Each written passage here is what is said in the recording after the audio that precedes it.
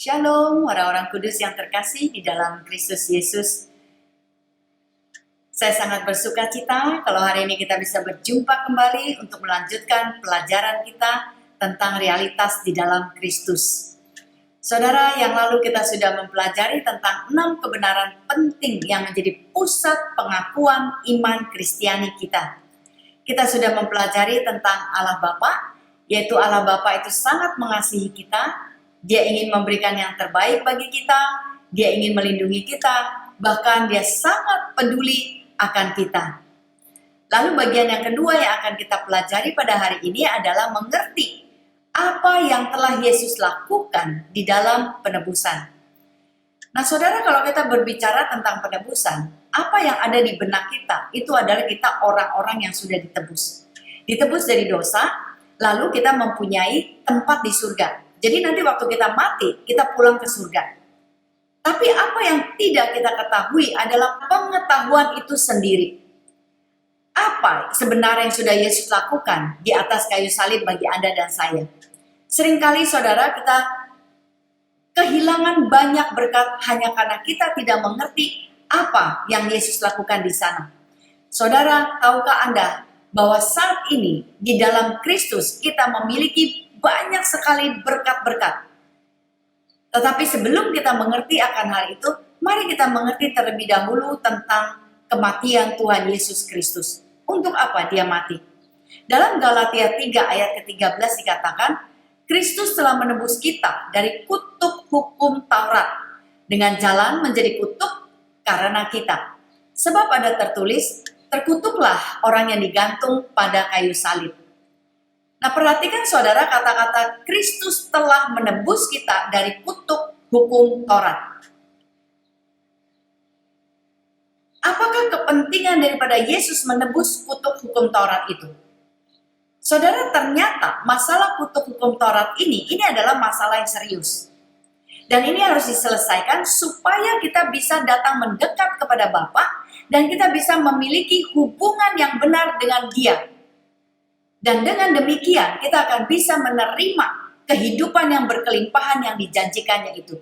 Kalau kita tidak memiliki hubungan yang benar dengan Bapa, saudara, apapun yang menjadi kebaikan Bapa, kepedulian Bapa atas kita, kita tidak akan pernah bisa menerimanya. Oleh karena itu, mari saudara kita melihat apakah kutuk hukum Taurat itu. Saudara, sebelum kita mempelajari tentang kutuk itu sendiri, kita akan mempelajari tentang kutuk kejatuhan.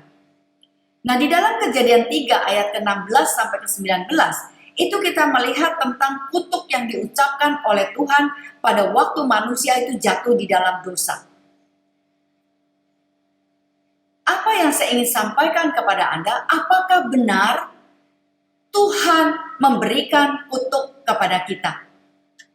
Dalam ayat ini dikatakan, susah payahmu waktu mengandung akan kubuat sangat banyak. Dengan kesakitan engkau akan melahirkan anakmu. Benarkah saudara bahwa Tuhan memberikan kutuk yang sangat banyak itu, kesusahan yang sangat banyak kepada wanita ini? Seringkali saya bertanya, kenapa Tuhan mengutuk manusia? Saudara, ternyata kalau kita mempelajari secara mendalam, Tuhan tidak pernah membuat kutuk. Lalu dari mana datangnya kutuk ini? Kutuk ini saudara terjadi karena setan sudah menjadi penguasa di dunia ini. Sejak awal pada waktu dia dibuang dari tahta Allah Bapa, dia membuat kekacauan yang sangat besar di muka bumi ini.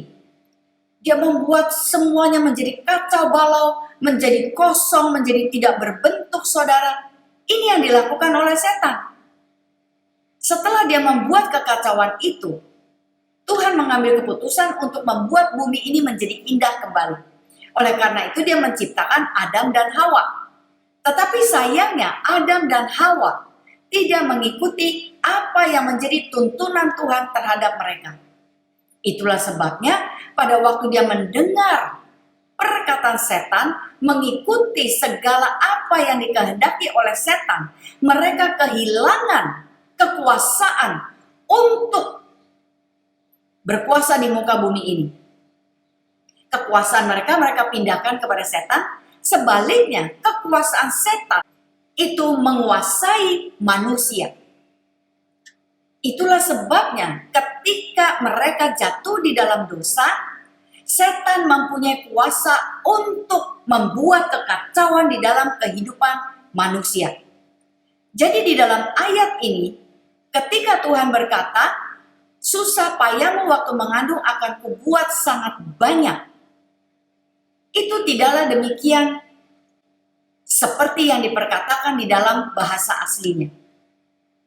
Bahasa aslinya itu tidak ada kata-kata kubuat. Ini ditambahkan saudara oleh penterjemah. Jadi susah payahmu waktu mengandung akan sangat banyak. Itu disebabkan karena sekarang setan sudah memerintah atas kehidupan manusia. Jadi saudara, kutuk kejatuhan ini membawa kuasa kutuk mendatangi mereka. Sejak saat itu, tubuh manusia mulai mengalami kemerosotan menuju kematian.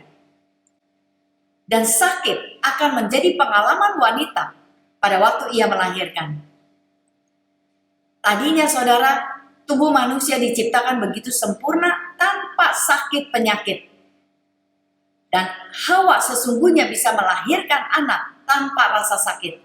Tapi karena kesalahan itulah, maka wanita sampai hari ini mengalami sakit persalinan. Haleluya. Nah saudara, mari kita melihat tentang kutuk hukum Taurat. Kalau kita melihat kepada hukum Taurat, ini merupakan sederetan peraturan yang diberikan oleh Tuhan akibat kejatuhan manusia. Hukum Taurat ini diberikan kepada Musa supaya bangsa Israel memiliki tuntunan untuk memasuki tanah perjanjian. Saudara, di dalam hukum Taurat inilah mereka diberitahukan apa yang boleh dan yang tidak boleh dilakukan oleh orang Israel. Kalau Anda ingin menemukan tentang hukum Taurat, Anda bisa menemukannya di dalam 5 buku yang pertama di dalam perjanjian lama, yaitu Kejadian, Keluaran, Imamat, Bilangan, dan Ulangan. Kelima kitab ini disebut kitab Pentateuch. Saudara, peraturan-peraturan yang ada di dalam kelima kitab yang pertama ini mencakup tentang kemiskinan, sakit penyakit, kematian rohani. Di dalam kitab-kitab ini saudara, kita dapat melihat bahwa Tuhan sudah memperingatkan kepada mereka bahwa kepadamu aku perhadapkan pada hari ini berkat dan kutuk. Jadi Tuhan sudah memberitahukan tentang berkat dan kutuk itu sendiri. Nah, berkat akan dimiliki apabila mereka mendengarkan perintah Tuhan. Tetapi kutuk akan terjadi jika mereka tidak mendengarkan perintah Tuhan. Ketika mereka menyimpang dari jalan yang diperintahkan oleh Tuhan pada hari ini, dan mereka mengikuti Allah lain yang tidak mereka kenal.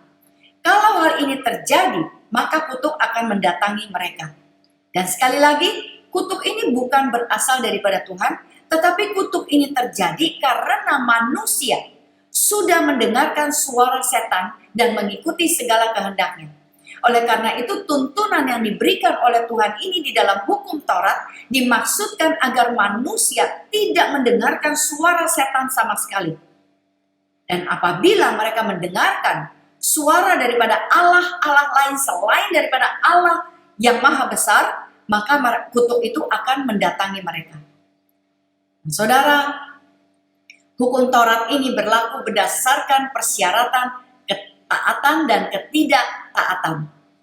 Mereka akan diberkati pada waktu mereka taat dan mereka akan terkutuk ketika mereka tidak taat. Nah, bangsa Israel itu diberikan hukum Taurat sebanyak 640 lebih peraturan. Mereka harus mentaati semuanya. Sayangnya saudara, tidak ada satupun dari antara orang Israel yang dapat melakukan seluruh apa yang diperintahkan itu sehingga mereka semua berada di dalam hukuman. Nah, di dalam kondisi seperti inilah Tuhan Yesus Kristus itu datang menjadi kutuk bagi mereka semua dan bagi semua orang yang jatuh di dalam dosa, yaitu Anda dan saya sebelum kita diselamatkan. Saudara, kayu salib itu berbicara tentang penebusan dan pembebasan manusia dari tawanan dosa. Dengan matinya Tuhan Yesus Kristus di atas kayu salib, maka seluruh beban kutuk kejatuhan dan kutuk hukum Taurat itu telah dibebankan kepada Yesus Kristus. Anda dan saya tidak perlu lagi menanggung segala macam kutuk kejatuhan dan kutuk hukum Taurat tersebut. Haleluya, kita sudah menjadi orang yang merdeka, orang yang bebas, orang yang layak untuk menerima segala apa yang sudah dijanjikan oleh Allah Bapa untuk hidup berkemenangan ini. Amin saudara, haleluya. Oleh karena itu, mengerti apa yang telah Yesus lakukan di atas kayu salib, ini membuat kita bisa mengambil banyak keuntungan saudara. Saya berharap Anda sudah mendengar pelajaran tentang karya penebusan Tuhan Yesus Kristus. Karena dari sanalah saudara, saya mempelajari begitu banyak. Saya mengerti bagaimana Yesus mati. Apa sebenarnya yang sudah dia angkat di dalam dosa yang seharusnya saya tanggung itu. Dan itu sangat memerdekakan saya. Dan hari ini saudara, saya bisa berjalan di dalam berkat demi berkat, pertolongan demi pertolongan, kemerdekaan demi kemerdekaan, kemenangan demi kemenangan. Itu karena saya mengerti apa yang sudah Yesus lakukan bagi saya di atas kayu salib. Nah saudara, mari saya ingin mengajak Anda untuk mereview sedikit apa sebenarnya yang sudah Yesus lakukan di dalam penebusan itu. Saudara, kita tahu bahwa kutuk kejatuhan dan kutuk hukum Taurat itu menyebabkan manusia kehilangan segala macam berkat materi, kesehatan, dan juga kematian rohani. Nah itulah sebabnya Yesus waktu naik di atas kayu salib, ketiga hal ini dia bereskan semuanya sehingga kita bisa memperoleh jalan untuk menerima semua karunia-karunia yang Allah mau berikan kepada kita. Yesus mengangkat ketiga kutuk ini saudara, dan dia menggantikannya dengan 3 berkat di dalam kehidupan kita melalui Abraham, yaitu berkat materi dan keuangan, berkat jasmani atau kesehatan, dan berkat-berkat spiritual lainnya. Mari kita sekarang melihat bagaimana kita telah ditebus dari kutuk kemiskinan. Saudara, kalau kita melihat di dalam Ulangan 28, kita bisa menemukan di sana kutuk dan berkat. Tapi mari sekarang kita melihat terlebih dahulu bahwa jauh sebelum hukum Taurat diberikan, Allah sudah mempersiapkan 7 janji berkat melalui Abraham. Nah itu bisa kita temui di dalam Kejadian 12 ayat yang pertama sampai yang ketiga. Tuhan berfirman kepada Abram, dia menyuruh Abram untuk pergi dari negerinya, dari sanak saudaranya, dan dari rumah bapaknya ke negeri yang akan ditunjukkan oleh Tuhan kepada dia. Lalu perhatikan saudara, inilah janji-janji yang diucapkan oleh Tuhan kepada Abraham dan keturunannya. Aku akan membuat engkau menjadi bangsa yang besar, memberkati engkau, serta membuat namamu masyhur. Engkau akan menjadi berkat. Aku akan memberkati orang-orang yang memberkati engkau, mengutuk orang-orang yang mengutuk engkau, dan olehmu semua kaum di muka bumi akan mendapat berkat. Inilah janji yang diucapkan oleh Tuhan kepada Abraham dan keturunannya. Dan janji ini saudara nanti akan dipenuhi melalui kematian Tuhan Yesus Kristus. Tetapi saudara, kita bisa melihat dengan segera pemenuhan daripada janji ini kepada Abraham di dalam Kejadian yang ke-13. Kita bisa melihat bahwa dengan segera Tuhan membuat Abraham sangat kaya. Dia memiliki banyak ternak, perak, dan emas. Dia berjalan saudara dari satu tempat persinggahan kepada tempat persinggahan yang lainnya. Dan dia tidak pernah kekurangan apapun juga. Nah di dalam Kejadian 12 kita bisa melihat 3 bagian dari berkat yang dijanjikan oleh Allah Bapa kepada Abraham yang telah digenapi oleh Kristus di atas kayu salib. Berkat ini meliputi berkat materi, keuangan, berkat jasmani, berkat kesehatan, dan berkat-berkat spiritual. Anda bisa melihatnya di dalam Efesus 1 ayat yang ketiga. Saudara, mari kita lihat dari Galatia yang ketiga. Jadi kamu lihat bahwa mereka yang hidup dari iman, mereka itulah anak-anak Abraham. Anda dan saya adalah orang-orang percaya dan kita adalah anak-anak Abraham.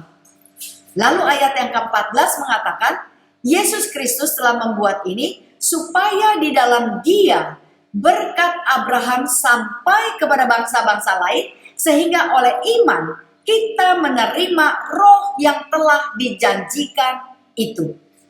Saudara, melalui Tuhan Yesus Kristuslah kita dapat menerima semua berkat-berkat Abraham. Dan jikalau kamu adalah milik Kristus, maka kamu juga adalah keturunan Abraham dan berhak menerima janji Allah. Amin, saudara. Di dalam Kristus kita adalah miliknya, kita adalah keturunan Abraham, dan kita semua berhak menerima janji-janji Allah yang diucapkan kepada Abraham. Haleluya. Nah, yang kedua, saudara, kita telah ditebus dari kutuk sakit penyakit. Matius ke-8 ayat yang ke-17. Hal itu terjadi supaya genaplah firman yang disampaikan oleh Nabi Yesaya. Dialah yang memikul kelemahan kita dan menanggung penyakit kita. Kapan ini semua terjadi? Pada waktu Tuhan Yesus naik di atas kayu salib. Lalu 1 Petrus 2 ayat 24 dan 25. Dikatakan Ia sendiri atau Yesus sendiri telah memikul dosa kita di dalam tubuhnya di kayu salib. Supaya kita yang telah mati terhadap dosa hidup untuk kebenaran. Oleh bilur-bilurnya kamu telah sembuh. Sebab dahulu kamu sesat seperti domba, tetapi sekarang kamu telah kembali kepada gembala dan pemelihara jiwamu. Saudara, Tuhan Yesus sekarang telah menjadi gembala kita. Oleh karena itu kita harus mengerti bahwa Dia mau menjadi pemelihara daripada jiwa kita. Saudara, apa yang ada di dalam jiwa kita?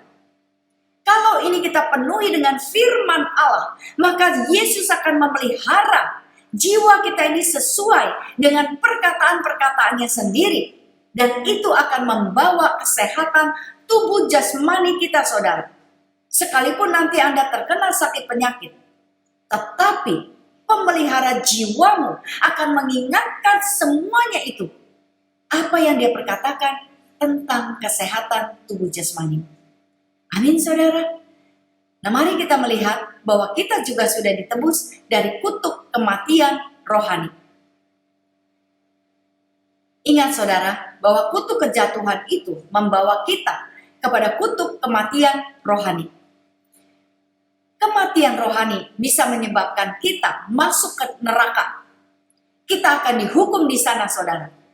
Tetapi oleh kasih anugerahnya, Yesus sudah mengambil, sudah membawa semua kutuk kematian rohani itu di atas kayu salib. Dia menyalibkan semuanya itu dan Dia menggantikan kepada kita menjadi sebuah berkat dan keselamatan yang kekal. Dalam Yohanes 5 ayat 24, Yesus berkata, sesungguhnya barang siapa mendengar perkataanku dan percaya kepada Dia yang mengutus aku, ia mempunyai hidup yang kekal dan tidak turut dihukum. Sebab ia sudah pindah dari dalam maut ke dalam hidup. Saudara, bukankah ayat ini sangat luar biasa? Siapa saja yang mendengar perkataan Kristus, percaya kepada Dia, percaya kepada Bapa yang telah mengutus Yesus, maka ia memiliki hidup yang kekal. Dia tidak akan turut dihukum. Inilah, saudara, yang dikerjakan oleh Tuhan Yesus Kristus di atas kayu salib buat Anda, buat saya. Dia bukan mati di atas kayu salib sebagai martir, tetapi Dia ingin menggenapi semua janji-janji yang sudah Allah berikan kepada Bapa leluhur kita, yaitu Bapa Abraham. Amin saudara. Semua janji-janji akan berkat, kesehatan, hidup yang berkemenangan, hidup kekal, itu sudah menjadi milik kita saat ini. Di dalam kehidupan ini saudara. Bukan nanti waktu kita pulang ke surga baru kita disempurnakan. No. Sekarang ini Tuhan ingin menyempurnakan kehidupanmu. Dari satu kemuliaan kepada kemuliaan yang berikutnya. Dari satu kemenangan kepada kemenangan yang berikutnya. Saudara, semua apa yang sudah Yesus lakukan dan dampaknya kepada kita itu dibuktikan atau disetujui di dalam 3 Yohanes 1 ayat yang kedua. Di sini kita bisa melihat saudara bahwa kita sesungguhnya sudah diberkati secara materi atau secara finansial, secara kesehatan dan juga secara spiritual. Dikatakan sahabatku yang terkasih, aku tahu kamu sehat-sehat selalu, sebagaimana kehidupan rohanimu. Jadi aku berdoa agar kamu juga berhasil dalam segala hal lainnya dan agar kesehatanmu juga baik. Amin saudara. Segala yang Alkitab perkatakan di dalam Dia, melalui Dia, di dalam Kristus. Apapun juga saudara, kalau Anda bisa menemukan ayat-ayat yang berkata di dalam Dia, melalui Dia, di dalam Kristus, itu semuanya menjadi milik Anda dan saya sekarang ini, saat ini. Amin. Kehidupan Kristiani saudara, bukan cuma menerima keselamatan, waktu kita mati kita pulang ke surga, kita ada tempat di sana saudara. Bukan cuma itu. Tapi apa yang ada di balik apa yang sudah Yesus lakukan di atas kayu salib. Kita adalah umat yang diberkati, sangat diberkati. Kita lebih daripada pemenang. Amin saudara. Kerajaan Allah sudah ada di dalam Anda. Segala berkat-berkat kerajaan Allah ada di dalam Anda. Di dalam kehidupan Anda saat ini. Haleluya, terpuji-pujilah namanya. Mari saudara kita mengakui iman pengakuan kita tentang apa yang sudah dilakukan oleh Tuhan Yesus Kristus di atas kayu salib. Katakan bersama-sama dengan saya. Aku telah ditebus dari kutuk kejatuhan, kutuk hukum Taurat, dan segala macam kutuk nenek moyang oleh Kristus yang telah mati di atas kayu salib. Aku bukan penanggung kutuk, tetapi penerima berkat-berkat Abraham melalui Kristus Yesus. Aku diberkati dalam segala sesuatu, sehat-sehat selalu, sama seperti jiwaku diberkati. Amin saudara, haleluya. Apa yang Yesus sudah lakukan, itu adalah bagi Anda, bagi saya. Sangat besar kuasanya, sangat besar berkat-berkatnya. Terima saudara. Haleluya. Nah yang ketiga kita akan melihat apa yang sedang dilakukan oleh Roh Kudus di dalam kita dan melalui kita. Saudara, kita semua tahu bahwa Roh Kudus itu telah ada di dalam kehidupan kita. Dia sudah diberikan kepada kita pada waktu Yesus terangkat ke sorga. Roh Kudus adalah penolong semua orang percaya. Dia adalah roh yang diutus oleh Allah Bapa di dalam nama Tuhan Yesus Kristus. Nah, apakah yang akan dilakukan oleh Roh Kudus di dalam kita dan melalui kita? Saudara, kalau kita melihat kembali di dalam Yohanes 14 ayat ke-26 ini di sini kita bisa melihat bahwa Roh Kudus itu akan mengajarkan kepada kita segala sesuatu. Lalu yang kedua, dia juga akan mengingatkan kita tentang semua yang sudah diajarkan oleh Yesus Kristus kepada kita. Roh Kudus, saudara, ingin melakukan semua ini kepada kita. Jadi kita tidak mempunyai alasan bahwa kita itu nggak bisa ingat. Karena ada Roh Kudus yang di dalam kita yang akan mengingatkan kita apa yang sudah kita terima, pengajaran-pengajaran apa yang sudah Yesus ajarkan kepada kita melalui firman-Nya. Lalu yang ketiga saudara,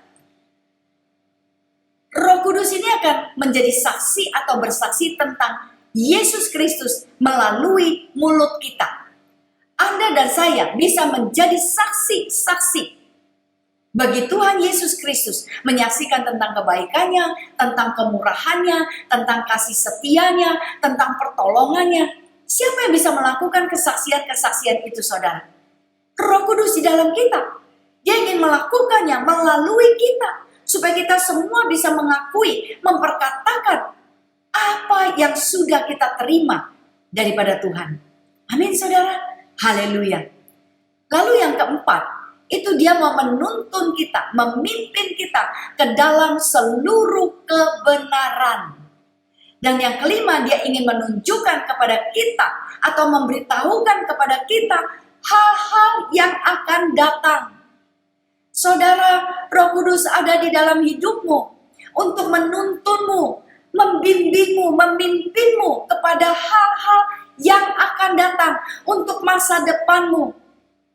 Hari-hari yang akan kau hadapi. Kalau di sana, saudara, ada sesuatu yang Tuhan ingin kau lakukan, maka Roh Kudus akan menunjukkannya kepadamu. Kalau Tuhan ingin membawamu, memperlihatkan hari depan yang baik kepadamu, maka Roh Kudus juga akan memberitahukannya kepadamu. Dia memberitakan segala sesuatu yang dia dengar dari Allah Bapa kepada engkau.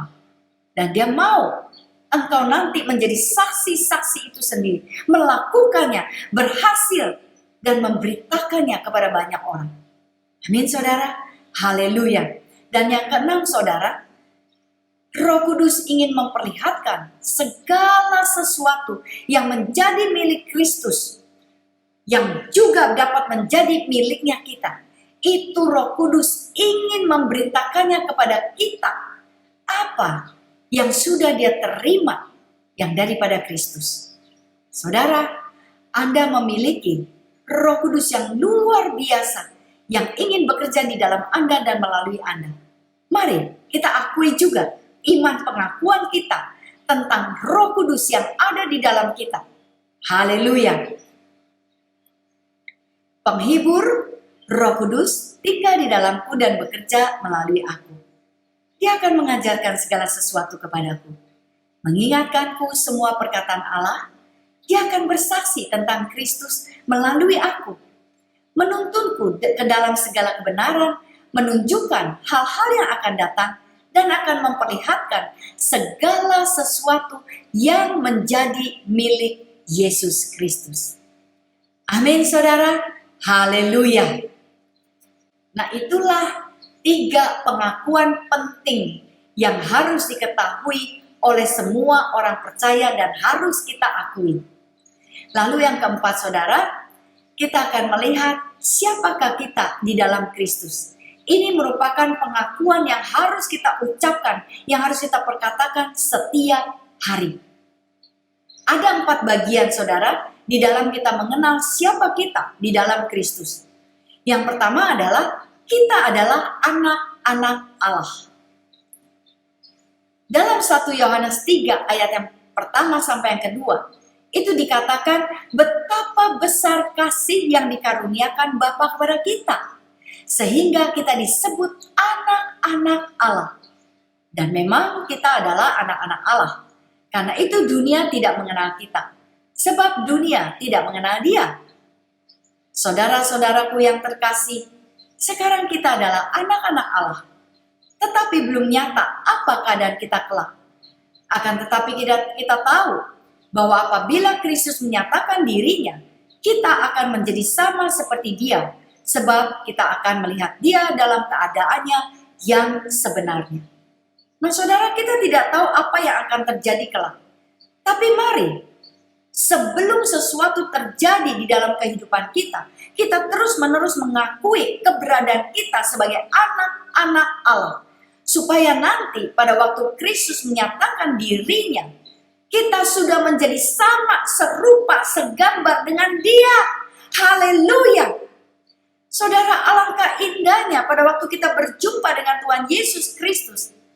Kita melihat diri kita ini, keberadaan kita ini sama seperti Dia. Amin, saudara. Kalau Yesus bisa mencipta dengan perkataannya, Anda dan saya juga bisa mencipta kehidupanmu melalui perkataanmu. Amin, saudara.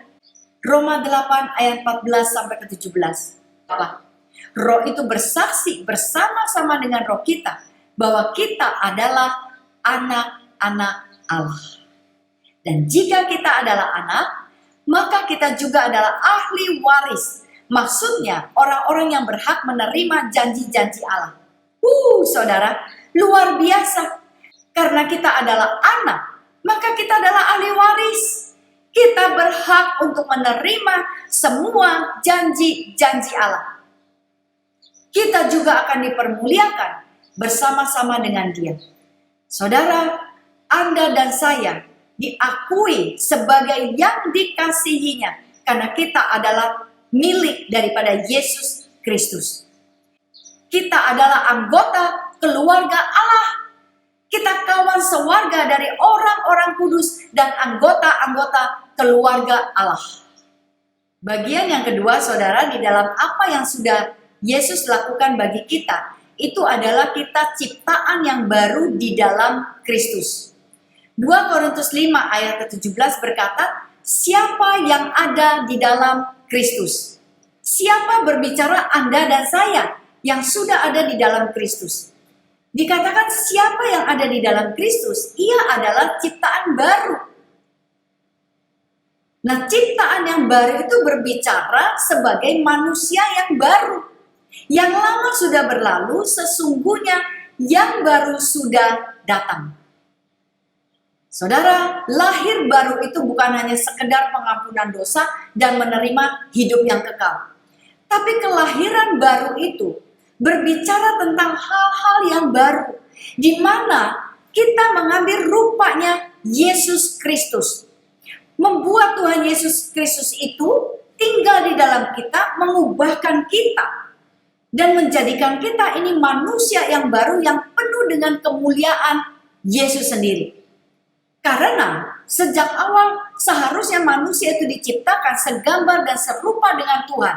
Oleh karena itu pada waktu kita menerima keselamatan itu sendiri, maka kita harus mengambil rupa daripada Kristus sendiri. Untuk itulah Anda disebut ciptaan baru. Amin, saudara. Kita adalah orang-orang yang sudah ditebus oleh darah Kristus yang tidak ternilai itu. Dan melalui penebusan itulah sebagai ciptaan baru, kita itu dibenarkan di dalam Kristus oleh Allah. Haleluya. Ciptaan baru itu berbicara tentang kita ini adalah buatan tangan Allah sendiri. Kita diciptakan di dalam Kristus Yesus. Supaya apa, saudara? Supaya kita bisa melakukan pekerjaan yang baik. Yaitu pekerjaan yang sudah dipersiapkan oleh Allah jauh sebelum dunia ini dijadikan.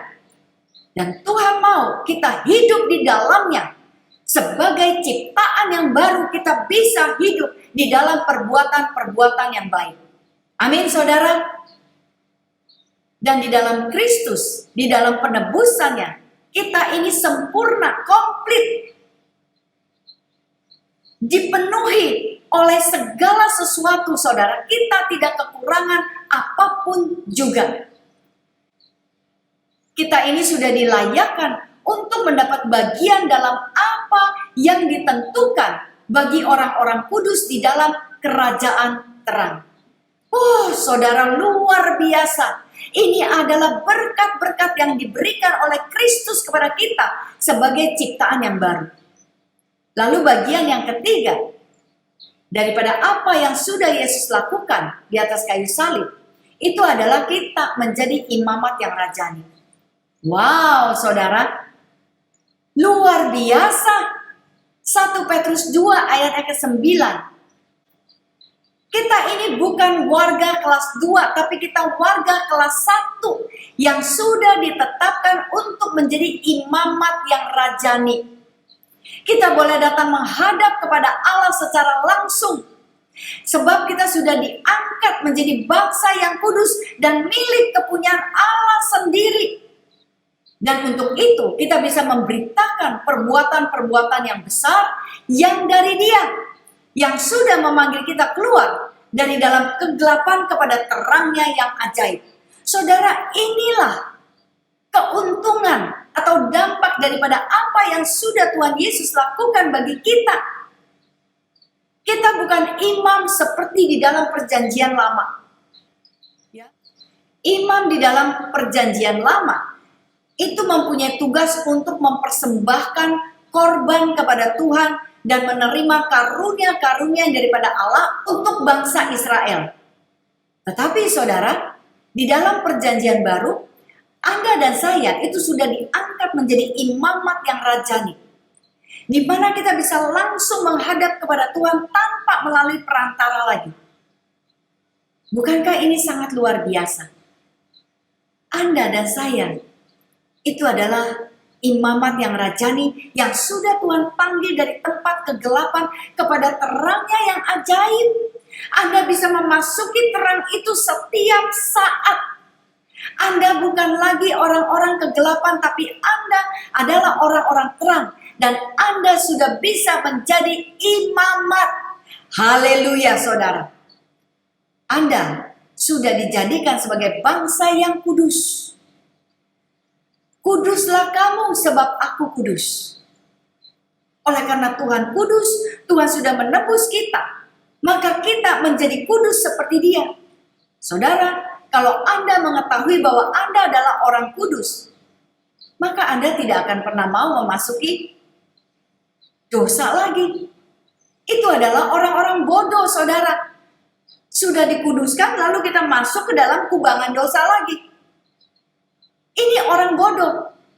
Tapi orang yang bijak, orang yang mengerti akan panggilannya untuk memasuki tempat yang terang, maka dia akan selalu menjaga kekudusan hidupnya. Anda dan saya adalah orang-orang yang telah dikuduskan satu kali untuk selamanya oleh karena persembahan daripada tubuh Tuhan Yesus Kristus. Amin saudara. Kita semua adalah umat Allah. Kepunyaan Allah sendiri, kita adalah orang-orang yang diistimewakan oleh Tuhan. Amin saudara. Kita kepunyaan Allah sendiri. Kita milik daripada Allah sendiri. Yaitu Allah yang kita sembah. Karena kita adalah miliknya Dia. Lalu bagian yang keempat saudara. Kita adalah anak-anak terang. Dalam Efesus 5 ayat ke-8 dan 1 Tesalonika 5 ayat yang ke-5. Itu dikatakan kita semua adalah anak-anak terang. Jadi tidak ada lagi kegelapan pada kita. Saudara, kalau Anda sedang mengalami masalah, Anda merasa buntu, Anda seperti tidak melihat apa-apa, ini bukan berarti Anda adalah anak-anak kegelapan. Anda adalah anak-anak yang terang, hanya masalah membuat Anda menjadi agak blur gitu loh saudara. Nah waktu kita sedang blur saudara, kita harus cepat kembali memasuki terang itu. Amin saudara. Saudara, jangan membiarkan kegelapan itu mendustai Anda. Anda dan saya adalah anak-anak terang. Yang kelima saudara, kita adalah pewaris dan ahli waris bersama-sama dengan Yesus Kristus. Kita berhak untuk menerima janji-janji Allah. Dan kita akan menerimanya karena kita ada di dalam Kristus. Saudara, Anda dan saya berhak untuk menerima janji-janji itu karena kita adalah keturunan Abraham. Dan kita sekarang semuanya sudah ada di dalam Kristus. Kita boleh mewarisi apa yang ada di dalam kerajaan Allah, apa yang ada yang diperkatakan di dalam firman Allah. Anda adalah pemilik daripada warisan kerajaan Allah. Amin saudara. Dan yang terakhir, Anda dan saya adalah bait daripada Allah yang kudus. Amin saudara. Haleluya. Tahukah Anda bahwa sebagai bait Allah, Tuhan berkata bahwa aku akan diam bersama-sama dengan mereka dan hidup di tengah-tengah mereka. Aku akan menjadi Allah mereka dan mereka akan menjadi umatku. Saudara, sungguh luar biasa apa yang sudah Yesus lakukan di atas kayu salib dan dampak-dampak yang bisa kita terima. Inilah kenyataan Anda, realitas Anda di dalam Kristus Yesus. Amin saudara, haleluya. Nah mari kita akui sekali lagi iman pengakuan kita sebelum kita menutup pelajaran ini.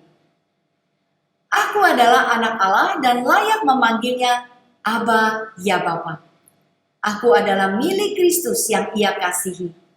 Aku adalah kawan sewarga dari orang-orang kudus dan anggota-anggota keluarga Allah. Aku adalah ciptaan baru di dalam Kristus Yesus. Aku telah ditebus dengan darahnya dari segala kutuk. Aku adalah imamat yang rajani, bangsa yang kudus, kepunyaan Allah sendiri. Aku adalah anak-anak terang, pewaris dan ahli waris bersama-sama dengan Yesus Kristus. Aku adalah bait Allah yang kudus. Haleluya. Saudara, tetap semangat mengakui iman pengakuan kita di dalam realitas kita di dalam Kristus Yesus. Amin saudara. Tuhan Yesus memberkati. Shalom.